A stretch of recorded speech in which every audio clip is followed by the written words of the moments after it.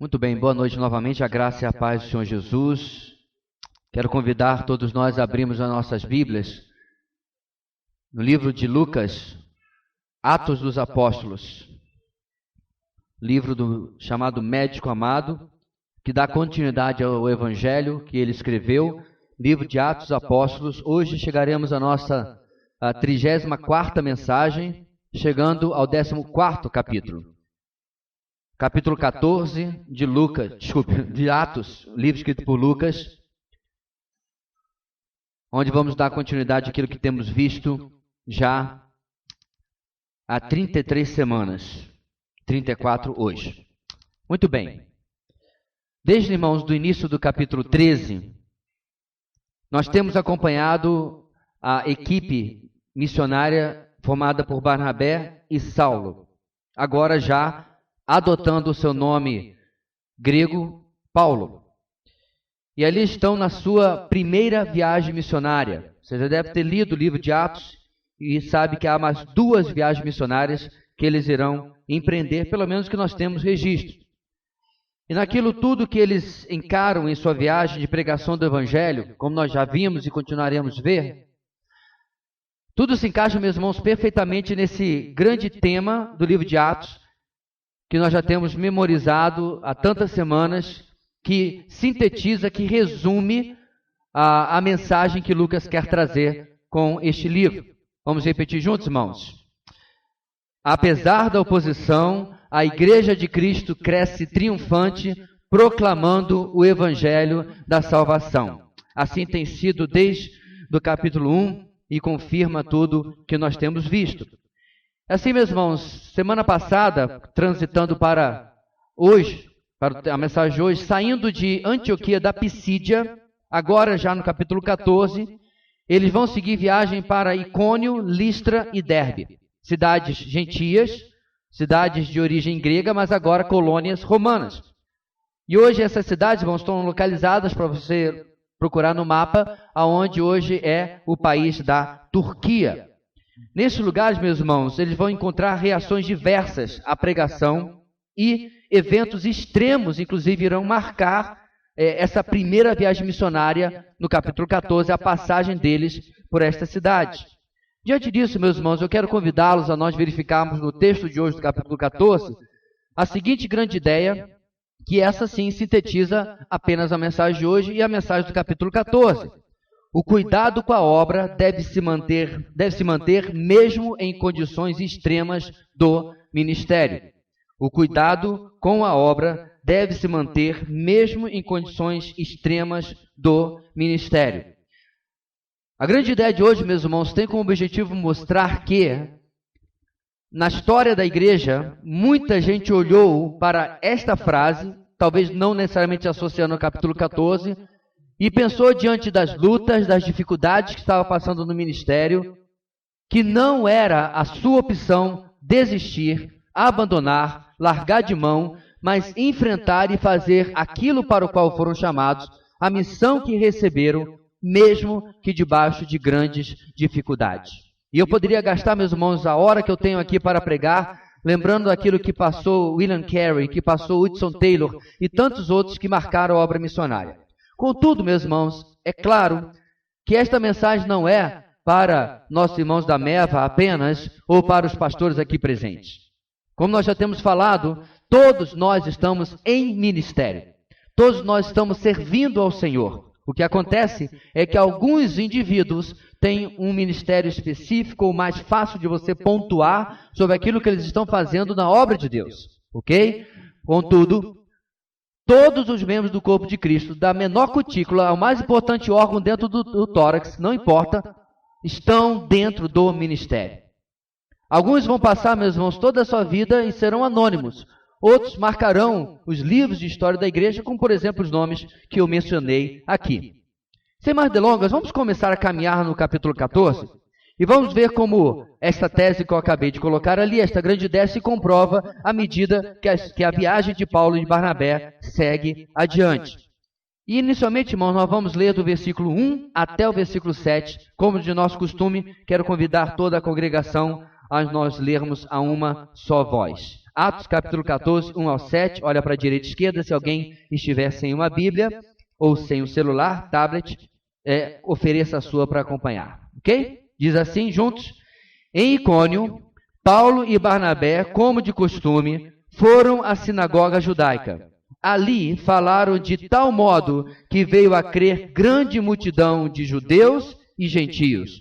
Mas os judeus que se tinham recusado a crer, incitaram os gentios e irritaram-lhes os ânimos contra os irmãos. Paulo e Barnabé passaram bastante tempo ali, falando corajosamente do Senhor, que confirmava a mensagem de sua graça, realizando sinais e maravilhas pelas mãos deles. O povo da cidade ficou dividido. Alguns estavam a favor dos judeus, outros a favor dos apóstolos. Formou-se uma conspiração de gentios e judeus com os seus líderes para maltratá-los e apedrejá-los. Quando eles souberam disso, fugiram para as cidades licaônicas de Listra e Derbe e seus arredores, onde continuaram a pregar as boas novas. Em primeiro lugar, hoje, meu irmão, anote no seu boletim, a alternância de respostas à pregação é parte contínua do ministério. A alternância de respostas à pregação é parte contínua do ministério. Como falamos semana passada, irmãos, e esta é uma continuação de parte do que vimos na outra mensagem, é normal nós querermos uma resposta positiva a qualquer coisa que estejamos fazendo, certo? Quer seja algo comercial, se está vendendo alguma coisa, você gostaria que cada pessoa que entrasse por aquela porta da sua loja dissesse, seus problemas acabaram, eu vou comprar tudo que eu quiser. Não funciona assim. Muita gente olha e sai e diz, muito obrigado. E você fica ali pensando na comissão que não aconteceu. Na pregação do Evangelho, algo muito mais importante do que uma simples questão comercial, nós também gostaríamos que todos abraçassem a mensagem como ela é pregada. A semelhança de semana passada e das cidades que Paulo e Barnabé passaram, aqui novamente, meus irmãos, há uma resposta mista, positiva e negativa. E essa é colocada por Lucas para mostrar às gerações futuras que o trabalho, o ministério para o qual toda a igreja estava sendo chamada e sendo motivada através do livro que ele estava escrevendo, não era um trabalho que eles deveriam esperar sempre que as pessoas abraçassem positivamente. No verso 1, nosso capítulo 14 começa com a chegada da dupla Paulo e Barnabé a essa cidade de Icônio. O destaque está, meus irmãos, para novamente a aplicação da mesma estratégia usada lá em Antioquia, isto é, primeiro ir na sinagoga. Explicamos que naquela época era o local onde os judeus se reuniam aos sábados para a leitura das Escrituras, no caso dele, leitura do Antigo Testamento. Eram judeus e gentios que haviam adotado a fé judaica, chamados muitas vezes de gentios piedosos, gentios prosélitos. E novamente, meus irmãos, os resultados são significativos. Diz o texto que veio a crer grande multidão de judeus e gentios. Então é provável que a coisa transbordou da sinagoga, porque vi com meus próprios olhos que uma sinagoga do primeiro século não era um prédio grande. Na verdade, era menor do que o nosso aqui. Então é provável que aquilo que eles haviam pregado na sinagoga transbordou para as casas dos judeus e gentios piedosos e a coisa tomou um grande vulto. Esta é aquela parte, meus irmãos, como eu disse, que todo cristão, todo missionário, todo pastor, todo membro da igreja que serve a Deus e que prega e quer trabalhar, todos nós gostamos. Deus respondendo com vidas ao trabalho que nós temos feito. Deus respondendo com uma resposta positiva à mensagem que nós temos pregado. Eu mesmo já fiz a oração, Senhor, abençoa o trabalho das nossas mãos. Abençoa o evangelismo dos irmãos. Abençoa o contato com aquela pessoa, por mais endurecida que seja, porque muitas vezes nós achamos que aquele que é mais, entre aspas, amigo do evangelho está mais suscetível à sua pregação do que um Saulo da vida. E a história mostra que não é bem assim. Quando Deus decide transformar o coração do homem, ele pode ser pedregoso, duro como um diamante, e Deus vai lá e faz a obra. E muitas vezes aquele que supostamente é amigo do evangelho vai passar décadas convivendo com os crentes, com familiares, até frequentando igrejas, e nunca irá se render ao Senhor. Mas muitas vezes, meus irmãos, sempre é essa a resposta positiva que nós esperamos, mas nem sempre é assim. No verso 2, já os judeus que não haviam aceitado a pregação de Paulo e Barnabé formam uma oposição ao trabalho que tinha causado tamanho impacto naquela cidade. É provável, meus irmãos, que eles fazem isso, é claro, através de mentiras, porque eles criam essa oposição e chamam os próprios gentios para ajudá-los. É provável que eles se sentiram incomodados também porque parte dos seus amigos, parte dos seus parentes haviam abraçado a mensagem do Evangelho. E para eles isso era uma grande traição para a fé dos seus antepassados, para a fé judaica. E aí, meus irmãos, diante dessa oposição que cresce, o que fazer? Recuar? Se intimidar? No verso 3, muito pelo contrário, eles, diz o texto, insistiram e permaneceram por bastante tempo. Não estavam, meus irmãos, no cronograma, não estavam no planejamento, na estratégia de Paulo e Barnabé, desistir diante da primeira oposição. E, meus irmãos, em resposta à pregação contínua que eles deram em resposta à oposição, diz o texto que Deus se fazia presente com sinais e maravilhas, algo que nós temos visto várias vezes em nossa caminhada em Atos. Mas a coisa toma maior vulto e uma divisão surge na cidade, diz o texto no verso 4, e ela evolui para uma conspiração até para matá-los por apedrejamento. Quando eles ficam sabendo disso, verso 5, agora eles fogem, seguem adiante para a cidade de Listra e depois para Derbe, onde eles continuaram pregando, verso 6 e verso 7. Ou seja, meus irmãos, e aí é que está a sabedoria e o discernimento espiritual, há um momento de insistir e há um momento de mudar de estratégia. Há um momento de seguir adiante, há um momento de dar a volta e ir para outro lugar. Paulo mesmo foi impedido de pregar em alguns lugares, encontrou portas se abriam para ele pregar em outros. Grandes resultados, meus irmãos, já haviam sido alcançados em Icônio. E eles já haviam permanecido ali por bastante tempo, diz o texto. Agora é hora de seguir em frente e continuar pregando, como diz o verso 7. Eles não estavam fugindo por fugir, mas eles já tinham um planejamento de viagem missionária. E eles entenderam que o tempo deles em Icônio, o que o texto não diz, pode ter sido dias, semanas ou até meses, já havia se cumprido. Mas fica, meus irmãos, até o versículo 7, essa nossa primeira ideia, essa primeira lição. Há sempre, no ministério, uma alternância de respostas. Eu me lembro que no ano de 2003, na Missão Batista do Caomé, nós víamos, digamos assim, de uma época de seca em termos de resposta à pregação. Não havia mudanças, não havia resultados, pouca coisa acontecia. O evangelismo era feito, mas não havia respostas positivas. E aí alguns planos surgiram na minha mente por causa de outras questões, e eu comecei a pensar que era hora de mudar para um próximo ministério. Mudar para algo diferente. Na verdade, mito, esse ano de 2001. Estou bagunçando as datas aqui na minha cabeça. Ano 2001. E eu achei que era hora realmente de seguir adiante e começar um novo trabalho. E aí, na mesma época, eu viajei e voltei. Quando eu voltei, meus irmãos, em 5 semanas seguidas, em todos os cultos aconteceram conversões. E de uma hora para outra, nós tínhamos 15, 20 pessoas, novos convertidos para cuidar.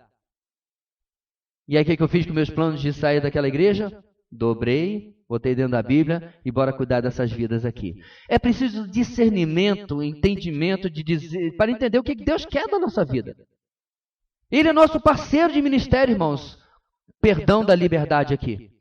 Nós não trabalhamos sozinhos, nós não trabalhamos às escuras. E Paulo e Barnabé aqui percebem que é hora de seguir adiante, apesar deles entenderem que a oposição iria continuar e era parte do seu ministério. Meus irmãos, Deus não nos chamou para uma obra fácil. As tentativas de tornar o evangelho algo atrativo, algo prazeroso, bonitinho, na verdade tem destruído a mensagem do evangelho.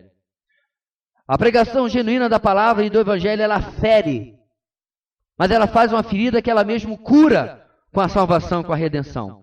Por outro lado, quando o ser humano, por exemplo, você aqui talvez não conheça Cristo como Senhor e Salvador, se você sair como você entrou, você não foi ferido pela palavra.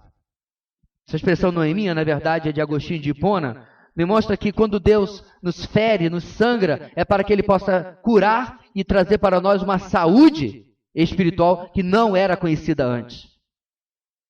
Mas muitas vezes, meus irmãos, a casca, a impermeabilidade da pessoa, a palavra é tão grande, que como uma água em alguma coisa que seja hidrofóbica, né, que não se molha, bate e escorre.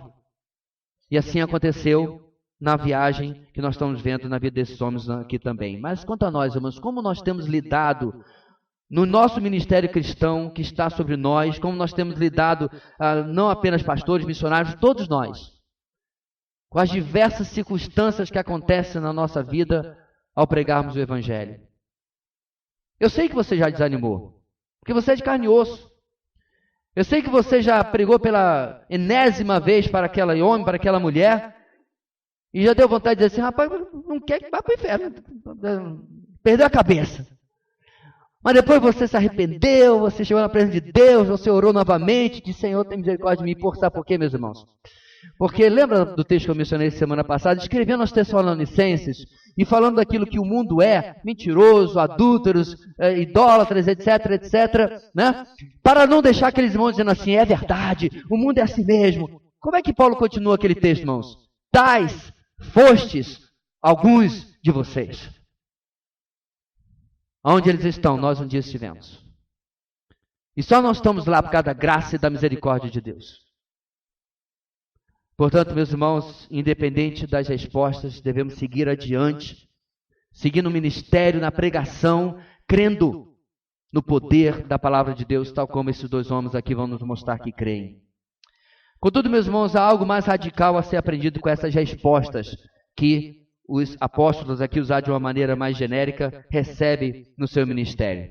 Nós vamos ver isso no versículo 8 até o versículo 20. De novo, de posse aí da sua Bíblia, vamos ler a uma só voz. Diz assim a palavra do Senhor, vamos lá? Em Listra havia um homem paralítico dos pés, aleijado desde o nascimento, que vivia ali sentado e nunca tinha andado. Ele ouvira Paulo falar. Quando Paulo olhou diretamente para ele e viu que o homem tinha fé para ser curado, disse em alta voz, levante-se, fique em pé. Com isso, o homem deu um salto e começou a andar. Ao ver o que Paulo fizera, a multidão começou a gritar em língua lacaônica, os deuses desceram até nós em forma humana. A Barnabé chamavam Zeus e a Paulo Hermes, porque era ele quem trazia a palavra. O sacerdote de Zeus, cujo templo ficava diante da cidade, trouxe bois e coroas de flores à porta da cidade, porque ele e a multidão queriam oferecer-lhe sacrifícios.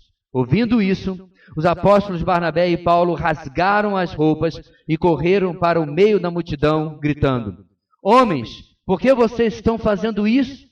Nós também somos humanos como vocês. Estamos trazendo boas novas para vocês, dizendo-lhes que se afastem dessas coisas vãs e se voltem para o Deus vivo, que fez os céus e a terra, o mar e tudo que neles há. No passado, ele permitiu que todas as nações seguissem os seus próprios caminhos. Contudo, Deus não ficou sem testemunho. Mostrou sua bondade, dando-lhes chuva do céu e colheitas no tempo certo, concedendo-lhes sustento com fartura e um coração cheio de alegria.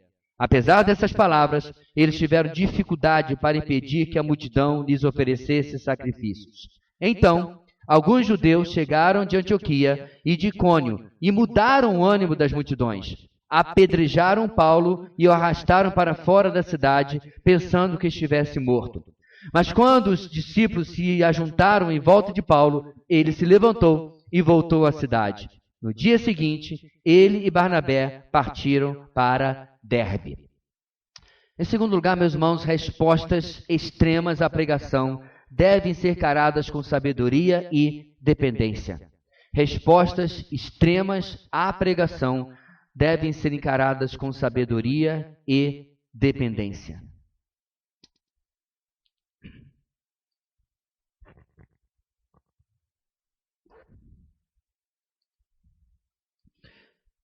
Em nossa segunda sessão, queridos, do nosso texto, surgem, como diz o enunciado, reações extremas. Reações que constituem, ao meu ver, mais um teste para Paulo e para Barnabé. Nos versos 8 a 10, já em Listra, Paulo é usado para curar um paralítico de nascimento, ou seja, ele nunca havia andado, como diz o texto. Ao que parece, meus irmãos, não havia uma sinagoga em Listra. E Deus, então, decide, planeja, projeta usar uma outra estratégia para abrir caminho à pregação. E ele faz isso através da cura deste paralítico. E é interessante, meus irmãos, que essa é apenas a terceira vez em Atos, décadas já se passaram, que um aleijado é curado. E outra coisa interessante é a semelhança com a cura realizada por Pedro, lá em Atos capítulo 3, na Porta Formosa. Nós já passamos por esse texto. E eu creio, meus irmãos, que essa não é uma coincidência, porque este escritor Lucas é um estrategista. Ele planeja, ele examinou todo o material e arranjou de tal maneira que, capítulo após capítulo, uma coisa está confirmando outra, ou algo que já foi dito antes no livro. As semelhanças são grandes porque esse escritor detalhista, estratégico, está aqui demonstrando a equivalência entre os dois apóstolos. Porque a essa altura, Pedro já está ficando para trás da narrativa, quase tudo agora em diante será a respeito de Paulo, mas para que a igreja da época não entendesse que havia algum tipo de proeminência de Paulo para com Pedro, mas eles estão em pé de igualdade. Bem, o destaque aqui no nosso texto é uma ordem em que a coisa é cuidadosamente estabelecida por Lucas na cura desse homem. Primeiro, ele ouve a pregação de Paulo. É o que você encontra no início do versículo 9. Ele ouvira Paulo pregar. Por que isso é importante, meus irmãos? Por que é estratégico Paulo registrar isso aqui? Porque depois ele é reconhecido como alguém que possuía fé. E finalmente, depois então, ele é curado. Esse episódio, meus irmãos, é uma contradição à fé genérica que é pregada em nossa cultura hoje. Se você entrevistar 1000 pessoas, 999 vão dizer que são pessoas assim, eu tenho fé. O grande problema é fé em quê? Ou em quem? Uma das coisas, meus irmãos, que mais nos entristeceram nessa nossa viagem de férias foi ver a enorme idolatria em praticamente todo lugar que nós passávamos. Isto no primeiro país. No segundo país, não era exatamente apenas a idolatria, que lá também estava, mas a religiosidade mal direcionada. O meu ponto aqui, é que talvez você não esteja acostumado com isso, é que apenas ter fé não é suficiente. Você demonstra fé em um monte de coisa toda hora. Você está sentado nessa cadeira porque você tem fé de que esse material de ferro é suficiente para o seu peso. Se você pesasse 250 quilos, dificilmente você sentaria, por exemplo, nossas cadeiras de plástico que estão guardadas agora, porque você olharia para ela, ela olharia para você, já com medo que você sentasse nela, diga-se de passagem, e você não sentaria porque você não teria fé. Por que você tem fé de sentar nesta cadeira e alguém de 250 quilos não sentaria naquela? Porque você tem conhecimento do que do que essa cadeira é feita. Concorda comigo? Você sabe do ferro, você sabe da estrutura. Você está vendo outras pessoas terem a experiência de sentar nessa cadeira. Talvez você que é um pouquinho mais, digamos assim, favorecido corporeamente, olhou ao redor e disse assim, ei, aquele camarada ali está uns 20 quilos acima de mim, está sentado de boa. A cadeira me aguenta. É isso, meus irmãos, que é realmente a fé. Você tem um fato e no fato você toma uma decisão de confiança. Portanto, quando alguém pega um fato sobre alguém que não é Cristo e que não é Deus e tem um ato de confiança, a Bíblia chama isso de quê, igreja? Idolatria, exatamente. É exatamente isso que vai transcorrer aqui. Contudo, no caso deste paralítico, Lucas estrategicamente coloca no começo do versículo 9, ele primeiro ouviu Paulo pregar. E o próprio Paulo, meus irmãos, demonstra essa fé verdadeira, ou demonstrará essa fé verdadeira no futuro deste texto, quando ele escreve aos Romanos. Em Romanos capítulo 10, versículo 17, você conhece o versículo. Consequentemente, a fé vem por ouvir a mensagem, e a mensagem é ouvida mediante a palavra de Cristo. Qualquer fé não serve. Esta é a fé que serve. Unicamente a fé que salva. E no caso deste homem, a fé que também o curou. A cura deste homem, meus irmãos, não é o fato mais importante aqui, mas sim uma fé genuína e fomentada pela pregação da palavra de Deus que é colocada nesse texto. De novo, o mérito, se assim nós podemos chamar, de Paulo é sua insistente e teimosa confiança na pregação centrada na revelação de Deus em Cristo, de pregar a palavra, como ele depois diria para Timóteo, em Timóteo capítulo 4. Pregue a palavra. Nossas igrejas têm se perdido em um mar de programações, de eventos de entretenimento. Essa semana, em um grupo com 20 e tantos mil supostamente batistas nas redes sociais, alguém colocou algo, meus irmãos, uma pergunta simples. Queridos, que eu conheço a resposta desde os meus 12 anos de idade. E um monte de gente errou, supostamente batistas. Como nós chegamos a isso não é uma receita difícil de se entender. Substituiu o profundo e constante ensino da palavra por programações e eventos. Eu me lembro de uma igreja em que eu estava visitando e que o rapaz pediu ajuda, eu era seminarista, para fazer a programação dos jovens. Aí era a introdução disso, não sei quantos cânticos, quebra-gelo daquilo, dinâmica de não sei o que, gincana, lá pelos 40 do segundo tempo. Lá pelos 88 do segundo tempo. E a palavra, ó. Que jovem, depois de entusiasmado, animado, movido, suado, tem ouvido para ouvir uma palavrinha mesmo que rala que seja, de 10, 15 minutinhos. Eu digo isso, irmãos, para a glória de Deus. Se você vier aqui no culto da juventude, o último sábado de cada mês, você só sabe que é culto da juventude porque tem um jovem dirigindo o louvor, o culto, um jovem pregando, mas não diferem absolutamente em nada do nosso culto de domingo à noite. Tratam os jovens de algumas igrejas, desculpe, como grandes retardados que só precisam ou só conseguem entender alguma coisa se tiver tudo com muita... A centralidade da pregação, meus irmãos, estava no ministério de Paulo. E adivinha só, tinha jovens dentro das sinagogas que é onde ele ia pregar. Tinha jovens, tinha leigos. E a pregação era a mesma. E o resultado começa, meus irmãos, com esta fé que este homem aqui demonstrou. Contudo, algo inesperado acontece. Satanás não consegue ficar sossegado com o avanço que o evangelho está tendo, ele tem que fazer alguma coisa, não vai ficar de braços cruzados.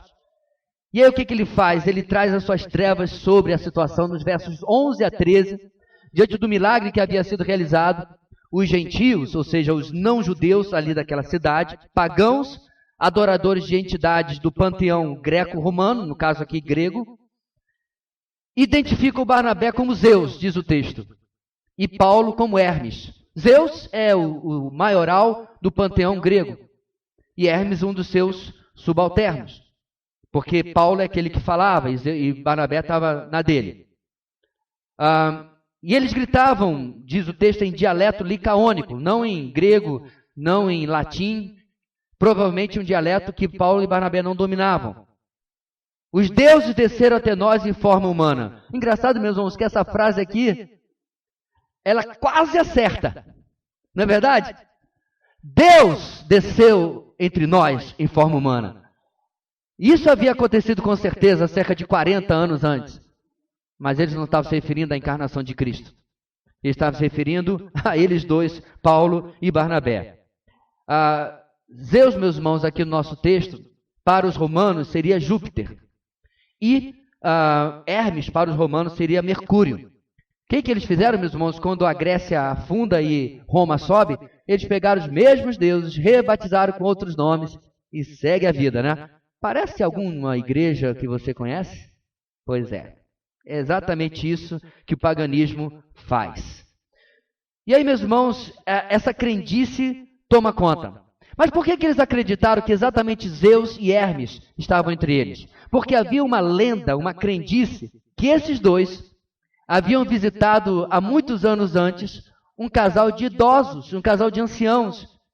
E pela sua hospitalidade, eles haviam sido grandemente recompensados. Ou seja, o que a multidão desta cidade estava pensando? Vamos recebê-los bem, eles vão nos recompensar. Essa, meus irmãos, é a marca da religiosidade. O que eu posso ganhar com isso? A marca do relacionamento com Cristo é o que eu posso dar para Ele. Essa é a grande diferença. A religiosidade quer ganhar alguma coisa, quer ser abençoado, quer ser próspero. Mas nós nos relacionamos com Deus, mesmo não podendo dar absolutamente nada, porque Ele não precisa de nada, mas querendo dar tudo que esteja ao nosso alcance para Ele. Nos versos 19 e 20, depois dessa grande multidão já querer inclusive fazer sacrifícios, a oposição sobe a temperatura novamente. Primeiro eles estavam, olha só os extremos, irmãos, querendo adorar Paulo e Barnabé. Mas nos versículos 19 e 20, por outro lado, surgem judeus que agora parecem seguir e perseguir a Paulo e Barnabé de cidade em cidade. Eles haviam vindo de Antioquia e de Icônio. E aí eles mudam o coração, o pensamento daquela multidão. De idólatras pagãos que queriam adorar os apóstolos a executores. Não sabemos que tipo de mentira eles contaram. Talvez falaram para eles, não tem nada de Zeus e Hermes, não. Isso aí são bandidos, estão fazendo falcatruas, são enganadores. E, meus irmãos, Satanás está nesse meio, eles acreditaram nesses judeus. Agora, meus irmãos, algo tremendo acontece. Você lê o texto comigo. Um apedrejamento acontece, curiosamente, só sobre Paulo. Não sabemos se, quando a multidão parte para cima, eles estavam separados e não acharam Barnabé. Não sabemos se, de repente, focaram mais em Paulo porque ele que fala, mas o fato é que ele é apedrejado. Eu queria perguntar para você, você já levou uma pedrinha que seja? Seixozinho, britinha. Há muitos e muitos anos atrás, meu irmão, que era um anjo de candura, me aborreceu. Vocês conheceram, né? Um homem de 1,80 m e blau aí, mas ele era assim uma criança maravilhosa, tranquila, raramente me irritava. E aí ele me irritou, mexeu comigo. Aí eu peguei uma pedra desse tamanho, irmãos, não era grande não, falei, corre! Ele correu. E aí eu peguei a pedra e joguei para o alto. Ele estava uns 50 metros na casa dos nossos avós, lá na ruazinha que vai embora. Meus irmãos, qual é a chance dessa pedra cair bem no quengo do menino?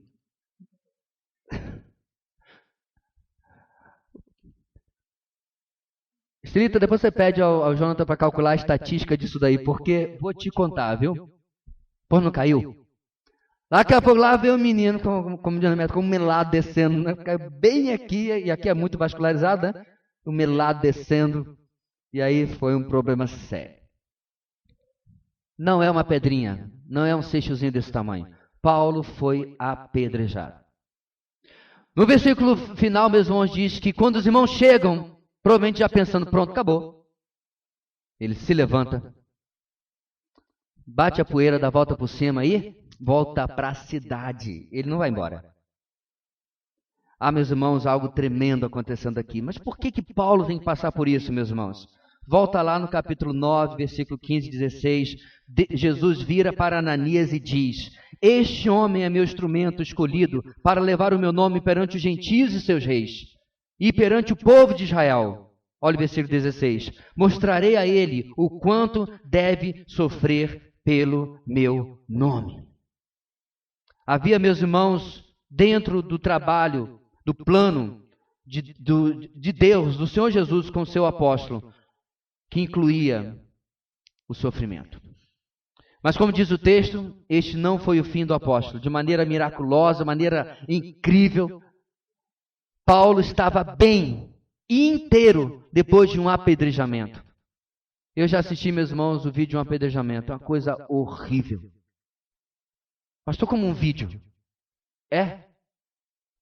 Hoje, na cultura islâmica, uma mulher, por exemplo, pega, dependendo do país, sozinha na rua. Cadê as feministas? Não vão lá, né? Só porque está sozinha na rua sem o marido. pode ser morta no ato ou levada para ser apedrejada.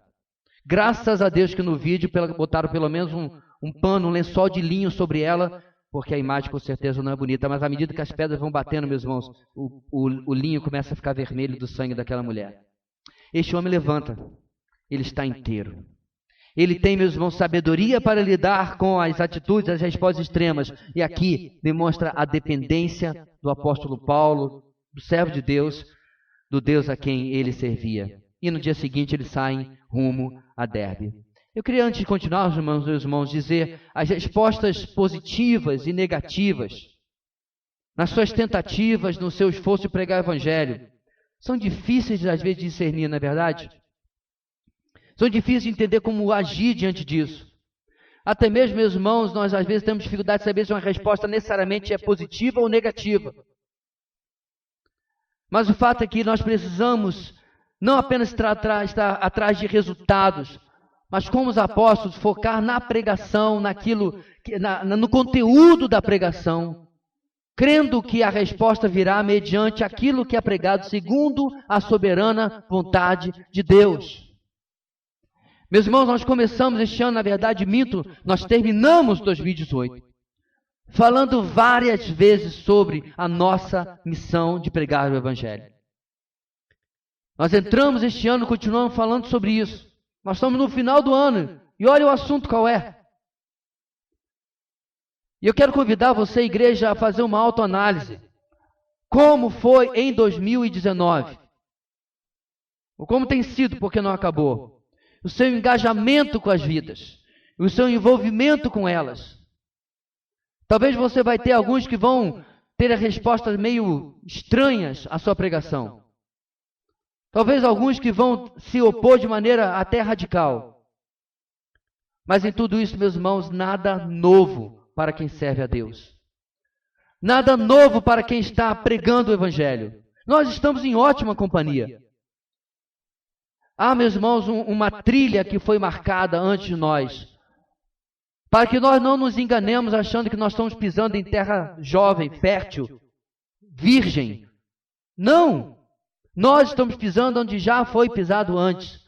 Não há absolutamente nenhuma experiência que você possa contar aqui. Eu poderia dar o microfone e dizer, eu tentei este ano, mas foi difícil por A, B e C. A, B e C, os nossos irmãos da Bíblia já chegaram a Z. E nós temos que começar, meus irmãos, a entender que este é o trabalho. Eu quero ilustrar de uma maneira até jocosa. Nós tínhamos um amigo na nossa igreja lá no Rio de Janeiro, pai bem de família, e ele caiu no alistamento. Naquela época que você tinha que torcer para não entrar, né? Hoje o pessoal está torcendo para entrar. Mas naquela época ele não queria, mas ele entrou. E na casa dele, meus irmãos, ele não lavava roupa, não lavava louça, não arrumava o quarto. Boa gente, mas tinha sempre gente para fazer para ele. E aí ele chegou lá no quartel, e aí o sargento falou assim, fulano, você vai fazer tal coisa assim, assim, assim. Ele, eu não. Eu contando gente que não acredita. Ele falou, sargento, eu não. Ele, por quê? Como assim? Ah, na minha casa eu não faço isso. Eu falei, que não. Está pensando que você é quem? Então você agora está no serviço, você vai limpar as latrinas, o vaso. Ele, que nojo, vou não. E esse vou não dele era tão inocente, meus irmãos, não era ofensivo. Você acredita que ele recebeu baixa? Dispensaram. O sargento não aguentava mais lidar com, isso aí eu não vou fazer não. Isso aí é muito difícil. Ele, no caso, meus irmãos, caiu no alistamento, né? Mas nós temos militares aqui. Quando vocês entraram, vocês já não sabiam o que esperava? Ou alguém entrou enganado? Não é verdade, meus irmãos? Quando você se alista, você faz um concurso para uma escola de especialistas, ou um concurso para PM ou para civil, você sabe o que está lá. Você já sabe dos plantões, você já sabe da dificuldade, você já sabe do perigo. Você já agradece a Deus que você é PM em Boa Vista, Roraima e não no Rio de Janeiro. Você já sabe o que embarca. O que me assusta, meus irmãos, é que Muitos cristãos olham para o texto que nós estamos examinando hoje aqui e dizem assim, naquela época, né? Não, irmãos, é a mesma coisa. Não mudou absolutamente nada, a mensagem é a mesma, o pecador é o mesmo. Não, pastor, hoje é muito mais difícil. Quando chegar no céu, você conta essa para Paulo e para Barnabé. Vai ver a risada que eles vão dar. Não, meus irmãos, o ser humano é o mesmo sempre. Nós acabamos de ler no início do nosso culto o Salmo 14. Vocês reconheceram o texto? O Salmo 14 tem aproximadamente 1000 anos antes de Cristo. E um pouquinho antes, depois de Cristo, Paulo usa o mesmo texto e coloca em Romanos capítulo 3, dizendo, não há ninguém que faça o bem, não há ninguém que busque a Deus, todos a uma se perderam. Este, querido, é o seu público-alvo. Aliás, surgiu aqui uma coisa que eu preciso falar. Tem um pessoal fazendo uns gurus aí de igreja, uns coaches aí de crescimento de igreja. Você tem que conhecer a sua demografia. Você tem que fazer pesquisa do seu bairro, para saber se o pessoal é classe média, classe baixa, classe A, B, C, D, E, se tem escolaridade disso, escolaridade daquilo. Engraçado, meus irmãos, quando Paulo chega em Listra, em Derbe, ele não sabe nem quem é quem não é quem. Ele anuncia Cristo esse crucificado, e diz o texto, e grande multidão se converteu. Hoje a gente tem que saber, até inclusive o time da pessoa, se tem cachorro, se é uma pessoa mais de cão, de gato, para pregar o evangelho. Eu acredito, meus irmãos, são tudo desculpas para criar um monte de coisas que você tem que fazer, menos o principal. Pregue o evangelho. O Espírito Santo nunca deixa de usar em seus eleitos o evangelho que você pregará. E naqueles que não forem, ele usará, endurecendo o coração também. Pregue o evangelho. Mas, irmãos, o texto continua no versículo 21 com algo interessante.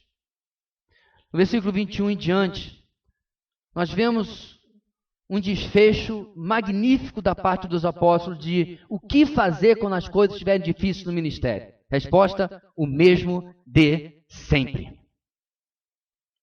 As dificuldades no ministério não são desculpas para você agora abandonar ou criar um plano B. O plano A permanece. O alvo continua o mesmo, a missão não mudou. Porque estava difícil. Vamos ler o versículo 21 a 28 e encerrar nossa mensagem e aprender essa última lição nessa noite. Ok? Estamos juntos? Vamos lá?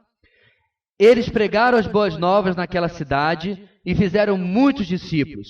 Então voltaram para Listra, Icônio e Antioquia, fortalecendo os discípulos e encorajando-os a permanecer na fé, dizendo, é necessário que passemos por muitas tribulações para entrarmos no reino de Deus.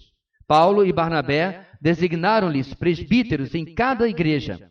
Tendo orado e jejuado, eles os encomendaram ao Senhor em quem haviam confiado.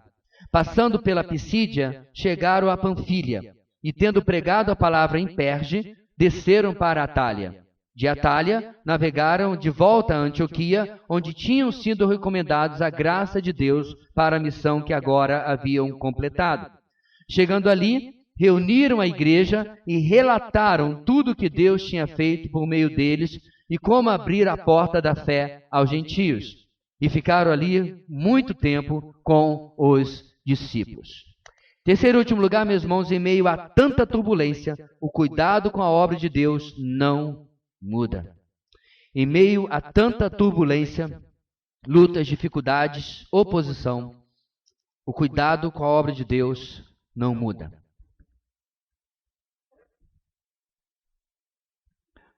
Terminamos a sessão anterior com Paulo e Barnabé partindo para Derbe. O verso 21 traz apenas um resumo, nada mais a falar daquilo que é feito nesta cidade, um resumo da obra que eles fizeram lá, pregaram as boas novas e fizeram muitos discípulos. Pronto. Eles haviam passado por grandes conquistas, irmãos, para a glória de Deus, mas também por grandes lutas, igualmente para a glória de Deus. Contudo, este verso não termina com os missionários voltando para casa, nem mesmo buscando um repouso depois de tudo que eles haviam passado. Interessantemente, meus irmãos, mesmo em meio a tanta turbulência, a missão ainda não estava cumprida e a tarefa ainda não estava encerrada. Diz o texto que então voltaram para Listra, para Icônio e para Antioquia. Espera aí. Listra? Onde Paulo havia sido apedrejado? Eu fico pensando, meus irmãos, Barnabé confiava muito em Paulo, né? Porque nessa altura ele já assumiu a liderança. Ele terminando o trabalho em Derbe, ele vira e, ei, Paulo, vamos para onde agora? Não, agora a gente vai voltar por onde nós viemos. A cidade onde ele apedrejaram? Para lá que nós vamos? Nós vamos para Icônio, onde metade da cidade está querendo lhe matar e se opunha ao ministério que você fez lá? Meus irmãos, nada disso importava, porque para Paulo o importante era a outra metade. A metade que havia abraçado o Evangelho. Porque havia um ministério a ser cumprido, servindo ao Senhor e servindo aos seus eleitos. Eu peço permissão, meus irmãos, para antecipar um texto de Atos. Porque esse texto é a cara do que Paulo faz aqui. Mostrando que aquilo que ele falava, ele não só falava, ele vivia. E o texto que me refiro, meus irmãos, está lá no capítulo 20, quando ele se despede dos presbíteros da cidade de Éfeso. Atos 20, versículo 19, o texto diz: servi ao Senhor com toda a humildade e com lágrimas, sendo severamente provado pelas conspirações dos judeus. Vocês sabem que não deixei de pregar-lhes nada que fosse proveitoso, mas ensinei-lhes tudo publicamente e de casa em casa. Testifiquei, tanto a judeus como a gregos, que eles precisam converter-se a Deus com arrependimento e fé em nosso Senhor Jesus. Agora, compelido pelo Espírito, estou indo para Jerusalém, sem saber o que me acontecerá ali.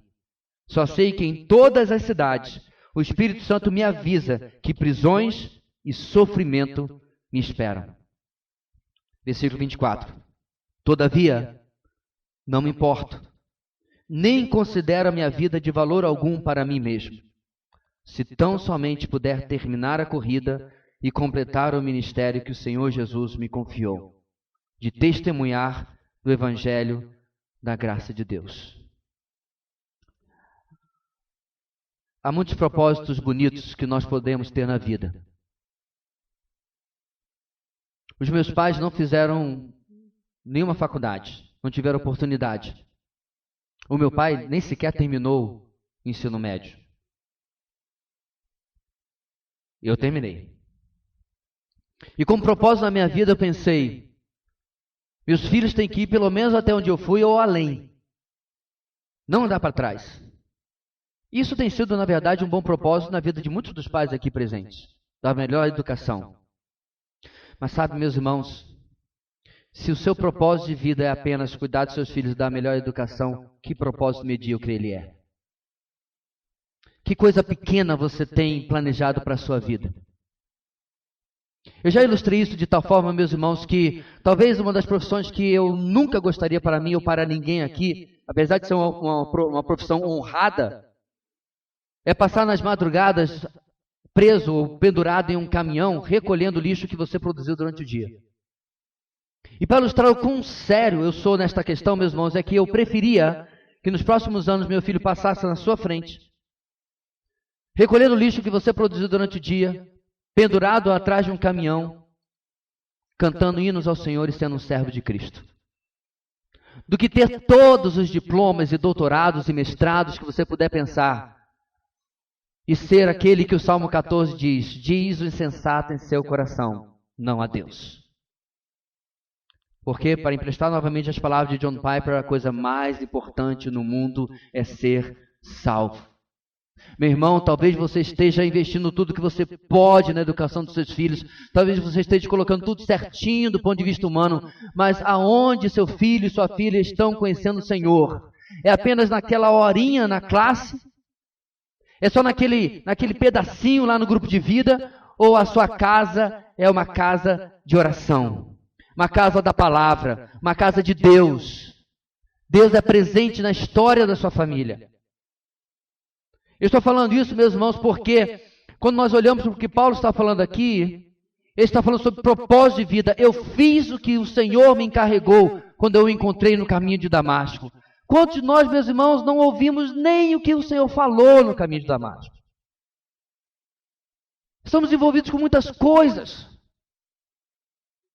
E daqui a pouquinho nós vamos orar, o culto vai terminar e você vai passar pelo aquele bendito, isso aqui é ironia, sarcasmo, aquele bendito fenômeno da porta de igreja. Que tem aquele filtro que vai deixar e raspar de você tudo que você ouviu e fica aqui dentro. E aí quando sai você já está pensando no compromisso de amanhã de manhã, na consulta que você tem e no que você mais tem que fazer. É importante, meus irmãos, nós pararmos de departamentalizar as nossas vidas.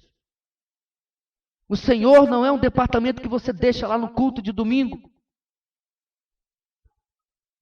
Não é um departamento, não é um pedaço que você visita brevemente naqueles 10, 15 minutos.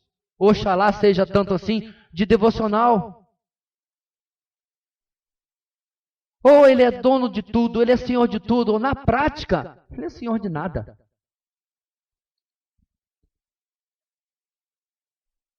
Como Paulo, meus irmãos, um homem, mas como ele traz vergonha sobre a minha vida.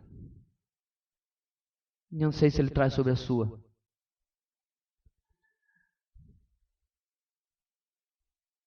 Mas a história é recheada de homens assim. Alguns de vocês conhecem o pastor Bill Moore. Alguns anos atrás ele contou o testemunho de quando ele chegou jovem para trabalhar como missionário aqui no Amazonas. Em pouco tempo que ele estava na aldeia, a sua filhinha morre. Meus irmãos, um monte de crente que eu conheço teria aí voltado para os Estados Unidos, abandonado o campo missionário e cuidado da sua vida. Pastor Bill Moore, que hoje está com mais de 80 anos, enterrou sua filha na aldeia, fez um culto e pregou o evangelho. E continuou fazendo exatamente o que ele fazia. Anos se passam, décadas na verdade. E ele de novo está no Amazonas, em Manaus, por uma conferência. E aí chega um indígena. Se identifica, eu sou o fulano, sou pastor indígena. E o Bill é um cara muito animado. Felicidade em pessoa se conversar com ele. Mas o sorriso do rosto de Bill sumiu. Porque aquele pastor indígena vira para eles assim: o senhor não está me reconhecendo, mas eu era um jovem, eu era um garoto. Eu estava na aldeia tal quando o senhor era missionário. Eu estava presente no culto fúnebre da sua filha, quando o senhor pregou o evangelho. E aquele dia eu entreguei a minha vida a Cristo. Hoje eu sou missionário para o meu povo, sou pastor.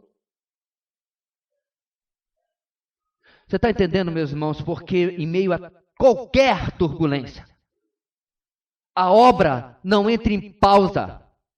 A obra não entra... Depois eu vejo isso daí. Deixa eu cuidar primeiro da minha vida. Aliás, foi o texto que eu li hoje.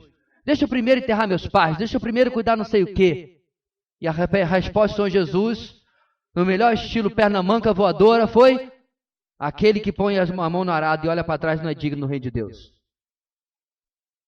Ele não contemporizava, ele não agradava, ele dizia aquilo que tinha que ser dito. Gostou, gostou, não gostou, entra na fila com os fariseus. Pega uma senha com os saduceus, porque eram muitos. E Paulo aqui, meus irmãos, personifica esse envolvimento com a obra de Deus. Querido, o cristianismo não é um apêndice na sua vida, ele é a sua vida. Todo o resto tem que orbitar ao redor da tua fé. Há uma geração inteira de crentes que isso não existe. É quando dá, se der, se puder. E aí você vai ficar uma geração infeliz, que não experimenta a alegria do Senhor, que não tem satisfação na vida, que um dia até experimentou o vazio sendo preenchido pelo Evangelho, mas de novo o vazio voltou, porque ele começou a colocar outras coisas que não é o Evangelho, o que não são o Evangelho. E aí, meus irmãos, o que eles fazem de retornando nessas cidades? O que eles tinham que fazer? No verso 22, fortalecendo os discípulos e encorajando-os a permanecer na fé. E ainda, avisando-os das tribulações que esperavam aqueles que servem a Deus. Uma mensagem, meus irmãos, realista, uma mensagem bíblica, sem adornos, sem falsos ensinamentos humanistas. Incrível, meus irmãos, Paulo enlouqueceria em nossos dias.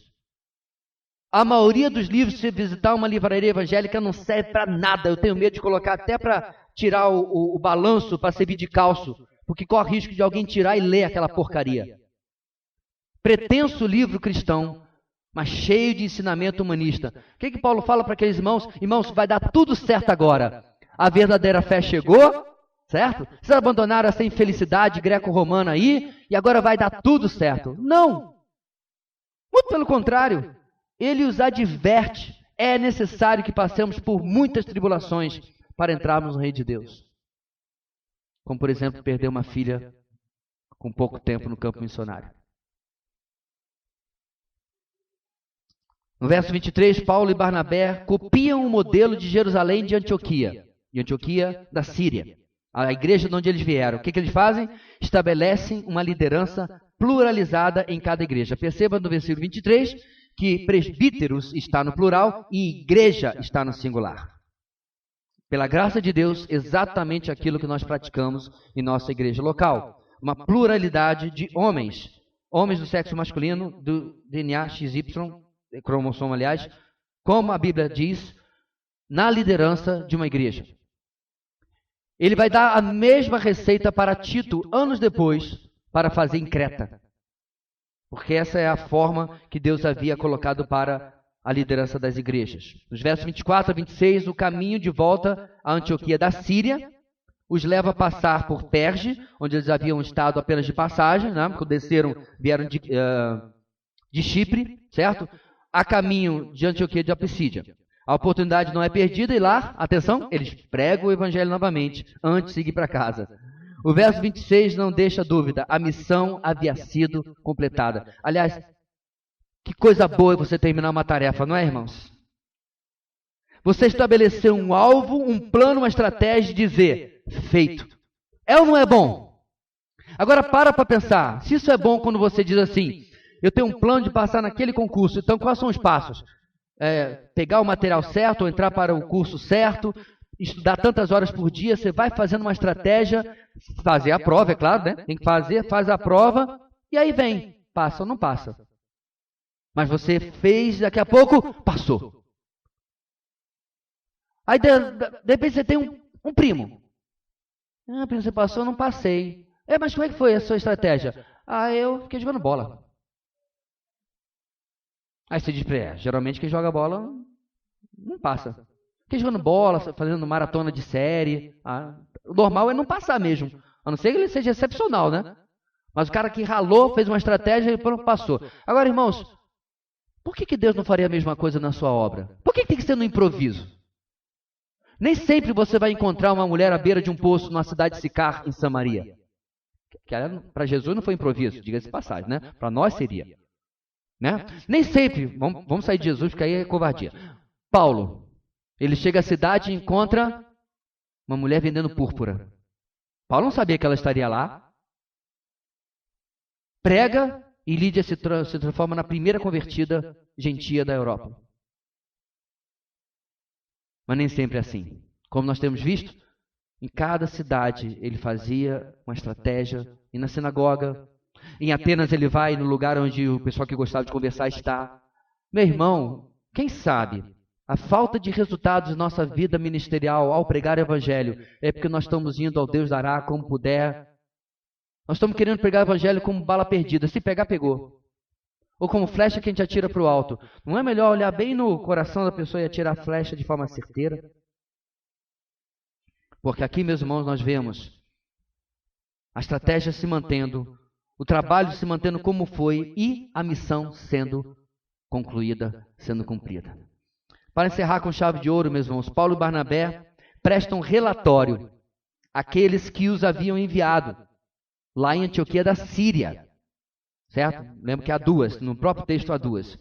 Verso 27. E permanecem um bom tempo com esses irmãos queridos. Verso 28. Valorizam a autoridade espiritual que estava sobre eles e valoriza a comunhão daquela igreja com eles. Mas, meus irmãos, Diante disso tudo, nós precisamos terminar perguntando, conforme nós lemos no domingo passado, no começo da nossa assembleia, nós somos um corpo. Coríntios capítulo 12, um corpo de membros diversos, de membros diversificados. Deus deseja, meus irmãos, que nós sirvamos e sejamos servidos. Mas essa tem sido a minha realidade. Eu posso realmente afirmar diante do meu Deus, Senhor, eu tenho cumprido a tarefa, a missão que o Senhor tem me dado? Ou a partir de daqui a alguns minutos, a vida volta para o ambiente civil. Eu deixo de tentar agradar e servir aquele que me arregimentou, para usar as palavras de Paulo, que me alistou, tiro meu uniforme, largo as minhas armas e volto para a vida civil. De cuidar dos meus afazeres, de fazer aquilo que eu preciso fazer. E o cristianismo volta a ser um apêndice na minha vida. Eu espero, meus irmãos, que essa realidade possa ser combatida em cada um de nós. Que o cuidado com a obra seja mantido, mesmo em condições extremas na nossa vida, que é o nosso ministério. Vamos orar? Eu quero desafiar você a colocar a sua vida diante do Senhor. O que ocupa a sua mente? O que ocupa a sua preocupação? O que gasta o seu tempo? Apenas aquilo que passa? O Senhor tem lhe visto investir tempo, investir cuidado, investir bens, investir dons e talentos para cumprir o propósito, a missão que Ele tem colocado sobre você. Deus querido, fala aos nossos corações, leva-nos a uma análise real do que tem acontecido conosco. E ajuda-nos, ó Deus, a nós evitarmos as desculpas, evitarmos, ó Deus, as explicações que podem satisfazer a nós, enganar até os homens, mas não o Senhor, que conhece o interior e não apenas o exterior. Ajuda-nos, ó Deus, a nós olharmos para testemunho de homens que o Senhor com cuidado preservou na Tua palavra, para que nós possamos viver conforme esses modelos, cujo maior modelo incomparável é o Teu Filho Jesus. Dá-nos um compromisso, ó Deus, que seja à altura daquele que nos alcançou. É o que nós oramos, em nome de Jesus. Amém e amém.